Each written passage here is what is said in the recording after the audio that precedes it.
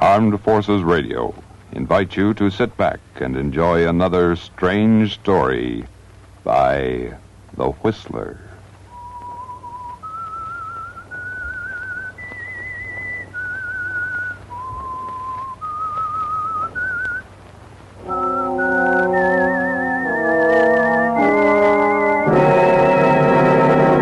I am the Whistler, and I know many things, for I walk by night. I know many strange tales hidden in the heart of men and women who have stepped into the shadows. Yes, I know the nameless terrors of which they dare not speak.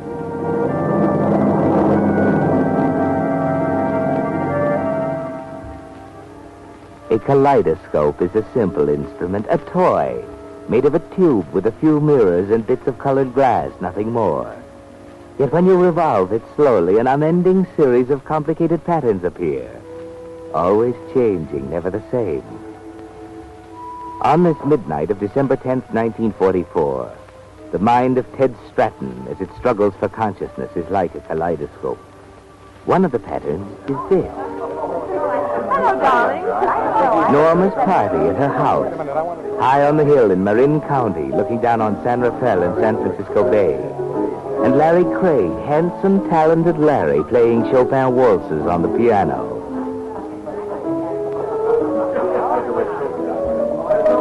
A pleasant pattern, Ted. Bright reds and yellows, sparkling, cheerful. And with Norma at your side, complete. But the design's starting to change. The reds and yellows are fading. And deep blues and purples are creeping in. Ted Stratton, you're being entirely ridiculous. Ridiculous, my foot. This is the first time, Norma. I'm getting a little tired of it. What are you trying to say? I'm simply suggesting that your relationship with your virtuoso friend in there is slightly more intimate than pupil and teacher. Ted, It's been going on for weeks, hasn't it? you know what you're saying. Sure. Why don't you tell me? Why don't you come right out and spill it? It was all a big mistake getting engaged. That's me, Stratton, the mistake. No runs, no hits, one error. Ted, you're drunk. So what? What else can I do? Can't play the piano like Mr. Craig? Gotta do something? You have to shout. Yes. You can make a bigger fool of yourself by walking in there and telling everybody. Yes, why don't you do it upright? Make a real party out of it. You know, that's an idea.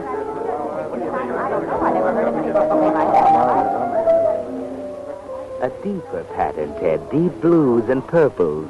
And the green tinge of jealousy mixed with the sound of party talk and the taste of champagne. The kaleidoscope in your mind slowly turns and the pattern gets still darker. Norma's party for you. And there she is again, at Ted's side, gazing at him like a crooner-struck Bobby Soxer as he plays. Then the pattern turns red. Shut up, Craig. I could kill you, Craig. Do you hear me? I could kill you.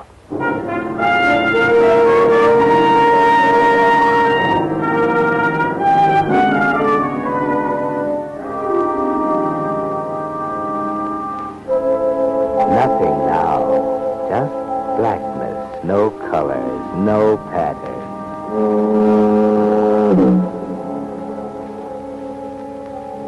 It's cool, quiet, except for the monotonous moan of the foghorn down at the point near San Quentin Prison. Cool, peaceful. The fog has turned to a drizzle, and it feels good on your head. Clears your mind, takes away the nagging ache. Open your eyes, Ted. Look around.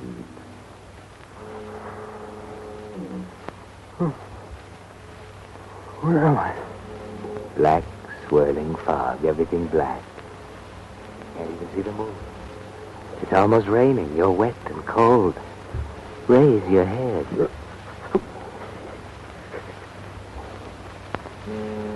A hot knife jabs in me. Breathe in that cool air and try again.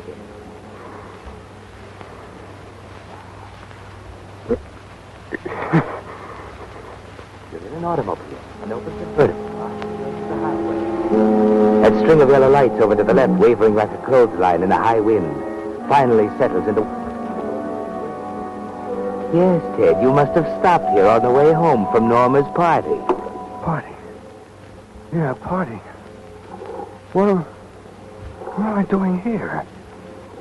The car, who... Larry's.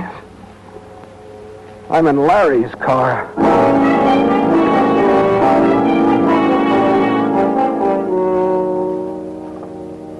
Yes, Ted, alone in Larry's open convertible. Remember Larry?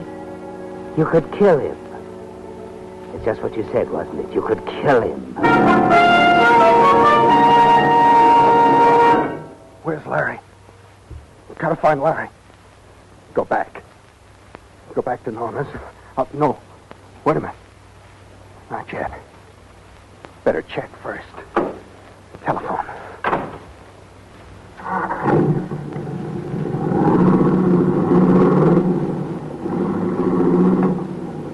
Down the highway, a half-mile, Martinelli's Roadhouse. You can call her from there. She'll probably laugh and tell you Larry is pacing the floor, wondering what happened to his car.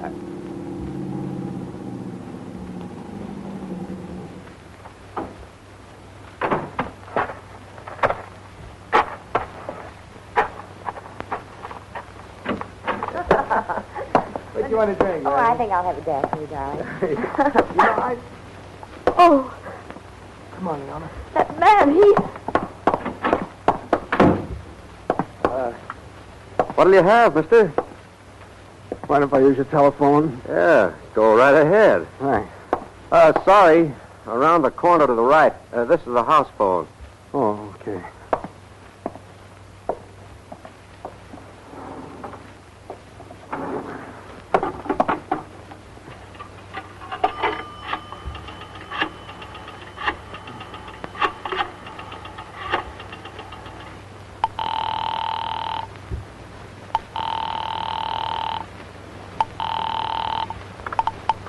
Hello? Hello, Norma. Never mind that. Tell me, where's Larry? Why isn't he with you? What do you mean? He left right after you did. He left? Naturally. What else could he do after that horrible scene? You must have been out of your mind. Tell me exactly what happened, Norma. I don't want to discuss it. You've got to. You have a lot of apologizing to do, Ted Stratton.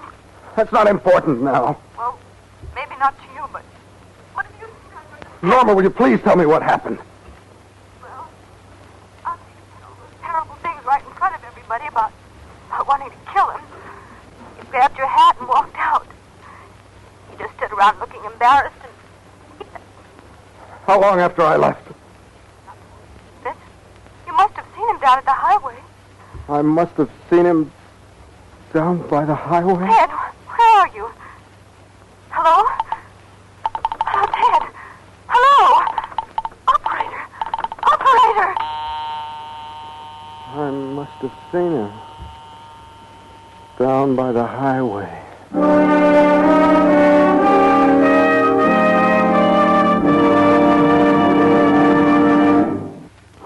This is Alfred Hotchkiss speaking. Did you know Shakespeare had an editor? Through the years, a number of less talented authors have attempted to make the Bard's plays just a little bit better. A notable example was one Thomas Bordler, an English physician. In 1818, he brought out a 10-volume set of Shakespeare's plays called The Family Shakespeare. On the title page, Bordler proudly stated that while nothing was added to the original text, he had removed those words and expressions which could not with propriety be read aloud in a family. To some, the elimination of Shakespeare's naughty words was a wonderful idea.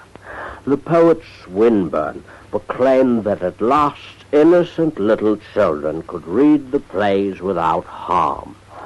But most people believe that innocent little children wouldn't be reading Shakespeare anyway.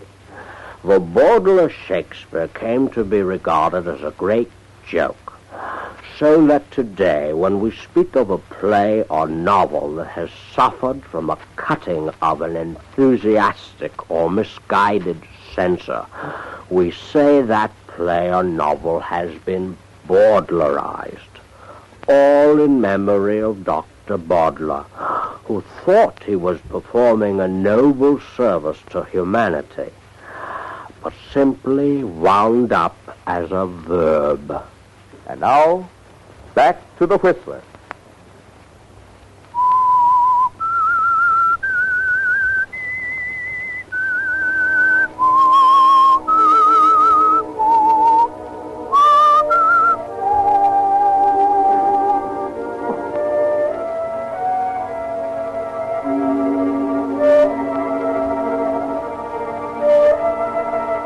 Ted Stratton stands in the telephone booth of the Roadhouse for over a minute, receiver in hand, staring dully at the phone dial, trying to think, trying to remember what happened after he left Norma's party.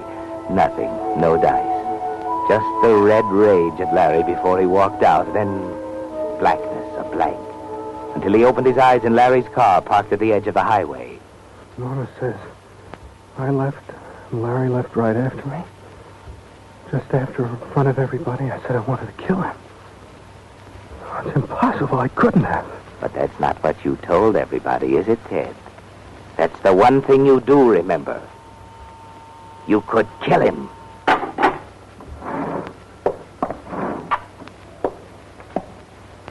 No! Easy, Ted. That's only your reflection in the big mirror on the wall. No wonder they jumped when you walked into the bar. Clothes torn to shreds, an ugly gash over your right eye. Larry must have been tougher than you figured. Look at your right hand, Ted, swollen up like a bunch of bananas. Better get out of here. The guy, I tell you, I know. I don't know what he looks like, but... Let's call you back. Well, get your call through okay, brother? Yeah, thanks. Just a minute. You look like you could use a drink. Thanks, no, I... Hello? What? That's Rose. Sings with the band weekends. Maybe I can set you both up, huh? Oh, that would be a swell idea, mister. Sorry, I'm in a hurry. Oh, don't be that way. He's just playing hard to get. Come on, pal. I feel generous. This one's on the house. He doesn't do that for everyone. How about I gotta go, I tell you. Oh, just one. Get out of my way, let me go! You're going to push me. Hey! What are you doing? Nothing at all. Tire. Let the air out of the tire. Trying to stall me. No time. Fix it later. I gotta go.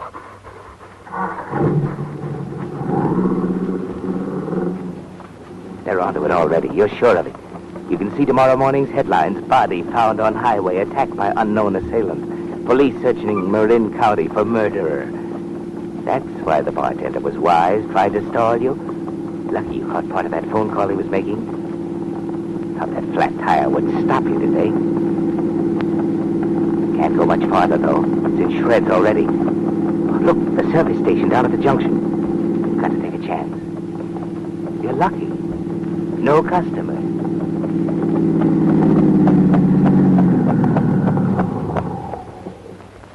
Yes, sir? Got a flat tire. Yeah, so I gotta change it in a hurry. Could you help? Sure. Got the dolly right here. Have it off in a jiffy. I'll help you. Here we go. There. Now. I'll get the tire on. Good. Let me see, what is it? There it is on the floor under the steering wheel. Must have been using it tonight, huh? Yeah, I guess so. Pick it up, Ted. The feel of it in your hand. Familiar, isn't it? Part of that hazy pattern in your mind. You have used it tonight, positive. You can feel it in your right arm, swinging the iron bar hard through the air, landing with a sickening thud on someone's head. There's no doubt anymore. You must have been crazy to run on a tire like that. Good one, too. Plenty of tread left. Ain't fit for the junk heap now, though. I was alone on the highway. I didn't have a jacket. Yeah, alone? Couldn't have waited long. Every cop in the county's on the road tonight. He'll give you a hand, you know. What did you say? Why, cops. Must be 1,000 of them tonight, passing by the station. Won't say nothing about what's up, but I can tell they're looking for someone. They're looking for someone, huh? Yeah, a lot like the night they escaped over San Quentin a few years back. Yeah, maybe so. Can you hurry it a little? Yeah, sure.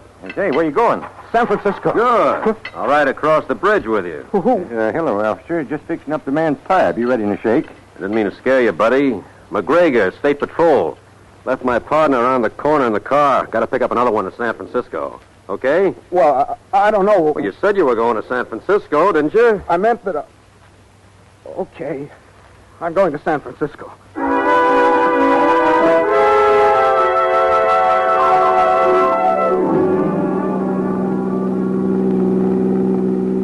Nice night for ducks. Yeah, kind of wet. Due to bust loose with some real rain any minute. Say, you ever thought of putting that top up? Huh? Oh, yeah, the top. This is one of them fancy automatic ones, isn't it? Yeah, automatic. Well, how about putting it up? Well, it doesn't work. It's broken. Oh? Pull into that toll plaza for a second, will you? I want to check with the boys. Yeah, sure.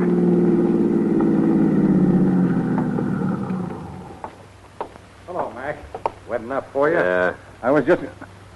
Who's this? Guys, give me a ride into town. Left Charlie with the patrol car. Gonna pick up another one at headquarters. I see. Come into the toll room a second, will you? Something I'd like you to look at. Sure. I'll be right with you, buddy.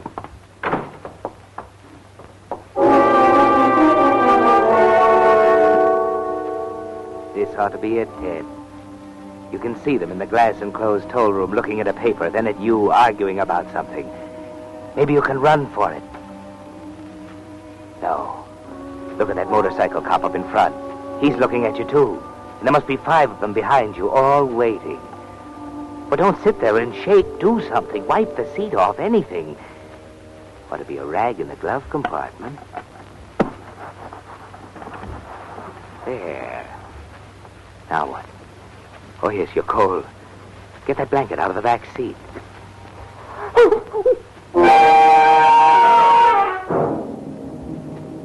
Your heart stops cold, then races like a trip hammer.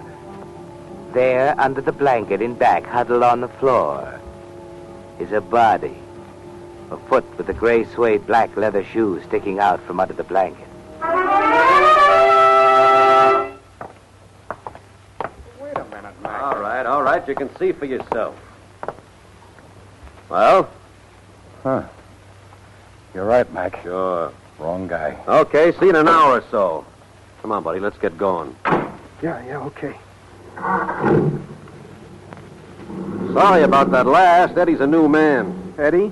What do you mean? Well, the guy at the plaza. New guy. Got the jitters, you know. Oh, yeah. Seems like everybody's got the jitters tonight. You stopped at Martinelli's about a half hour ago, didn't you? Yeah, I had to make a phone call. Martinelli's got the jitters, too. Called headquarters about you. Me? How come? Well, he happened to know we were after a big duck tonight. Thought you were it. So did Eddie. Just like I've been telling the chief. You only ask for trouble when you tip off the amateurs. Say you're after someone? Yeah. Who? I was just saying it don't pay to tip off the amateurs. Pick it up a little, will you? I'm getting wet. Maybe this blanket in the back. Wait a minute, no. What was that? Nothing.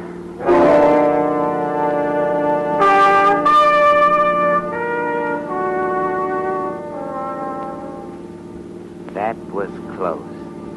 The other blanket on top of the seat, remember? And he didn't look down. It can't last much longer, Ted. You're ready to drive the car off the road, anything, but you haven't a chance on the Golden Gate Bridge. Cops at both ends and 200 feet down to the water on either side. That crazy idiot. Follow him. Huh? Hurry up. That car, he must have been doing 70. We can catch him at the toll station. That's good for 30 days. He's got to swap for the toll station. He's going right through. Follow him. We might catch him at the signal.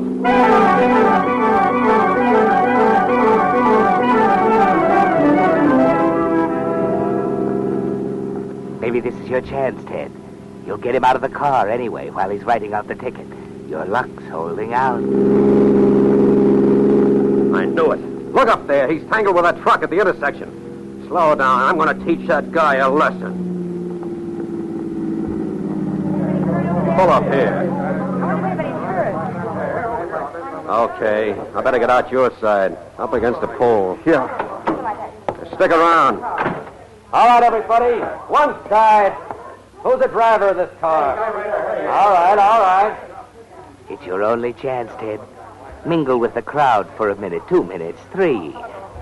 He's busy now, taking names and numbers, writing out citations. Now, don't argue with me. When you passed us on the bridge, you were doing 70. You're plenty lucky nobody was killed. Why, I'd just as soon hang 20 years for manslaughter around your neck as swat a fly. Now, don't give me any more back talk. You can save it for the judge.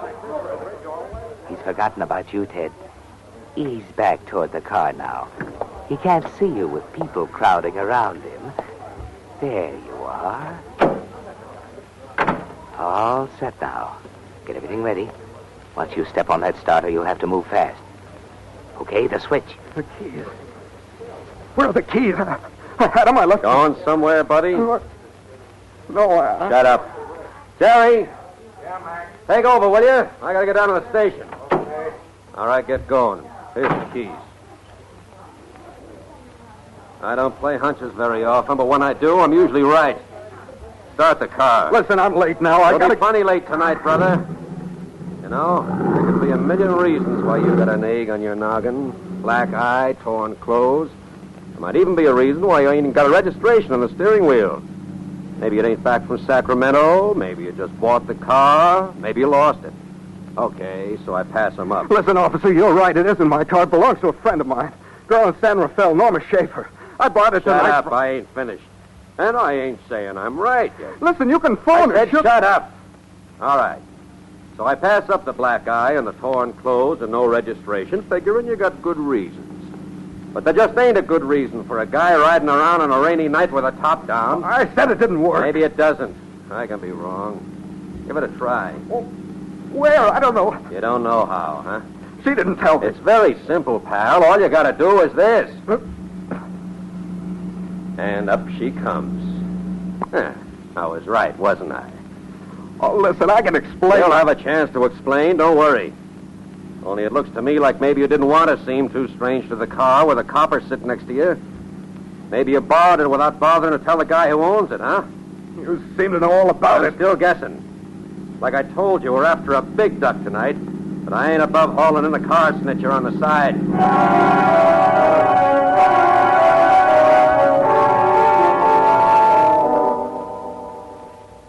And there went your last chance, Ted.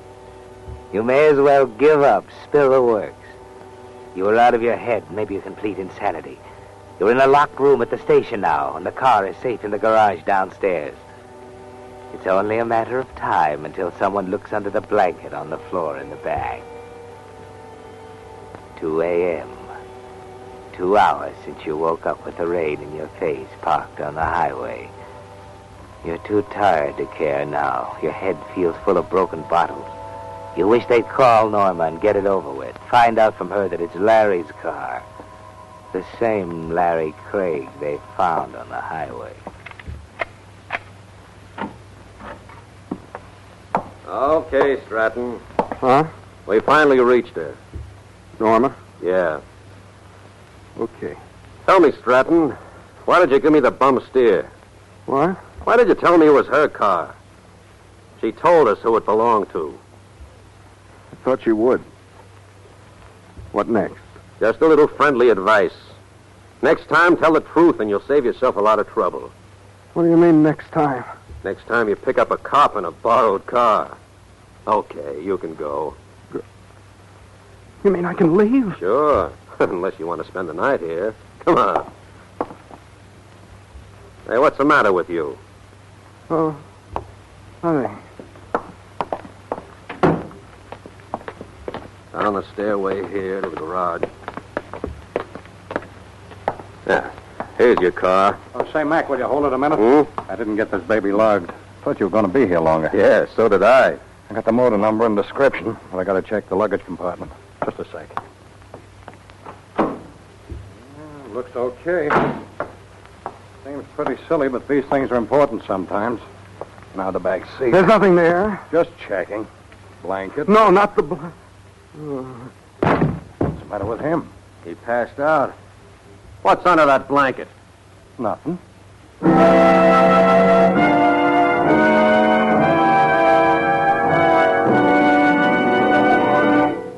The Whistler will return in just a moment with the strange ending of tonight's story.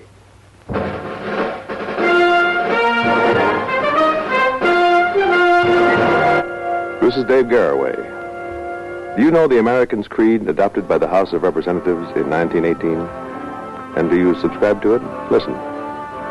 I believe in the United States of America as a government of the people, by the people, for the people, whose just powers are derived from the consent of the governed. A democracy in a republic. A sovereign nation of many sovereign states. A perfect union, one and inseparable, established upon those principles of freedom, equality, justice, and humanity, for which American patriots sacrificed their lives and fortunes. I, therefore, believe it is my duty to my country to love it, to support its Constitution, to obey its laws, to respect its flag, and to defend it against all enemies.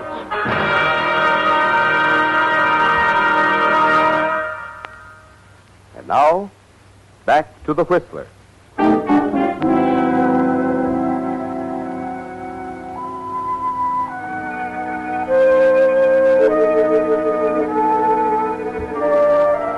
It was too much, Ted. Too much to take right from the start. You were hanging by a thread from the moment you opened your eyes at midnight on the highway. You welcomed the sea of blackness that engulfed you when Wilbur lifted the edge of the blanket in the police garage. It was rest at last and peace. You finally open your eyes in a white hospital room with a white hospital smell in the air. The first thing you see is a pair of shoes underneath the bed next to you. The black and gray suede shoes. Remember? But he will be all right, officer. Sure. He just needs a good rest. Norma. Norma? Ted. Norma. Oh, Ted. Oh, I'm so sorry about everything. It was my fault. Norma, those shoes. They're keeping him in the next room. There's an officer with him all the time. And brother, when you slug him, they stay slugged. He's got a fractured skull. Oh, Larry, come on in. He's awake. Hello, hero. How do you feel? Larry. I was just checking our victim. Huh? Oh, what? Okay, so he's your victim. But I softened him up for you. You must have done the trick with that tire iron, huh? I don't know what you're talking The about. convict, dear. Don't you remember? No, convict. Hey, he doesn't remember it. Maybe that's why you were playing games with me. Well, in case you don't know it, Ted, he would have killed me if it weren't for you. He had me on the ropes down at the car when you came up from behind. The last thing I remember is you shoving me into the bushes and taking him on, gun and all, with that tire iron. And maybe you don't think you made a monkey out of me, riding into San Francisco with a guy tucked away in the back seat all the time. He must have come to and crawled out when we stopped at the accident, I guess. But Jerry nailed him before he'd gone 100 yards. But, Ted, dear, why in the world did you have to try to take him in by yourself? Why didn't you come back to the house and telephone? Wait a minute. I remember. I stuck him in the back seat, took off. I started to pass out. Pulled over on the shoulder. But, darling... Don't ask him why, Norma. You may as well get used to the fact that the guy just liked to do it the hard way.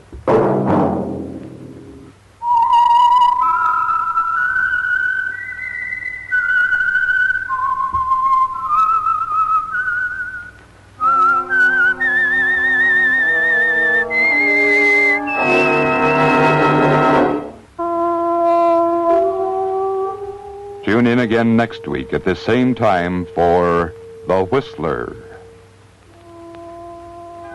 The Whistler has come to you through the worldwide facilities of the United States Armed Forces Radio and Television Service.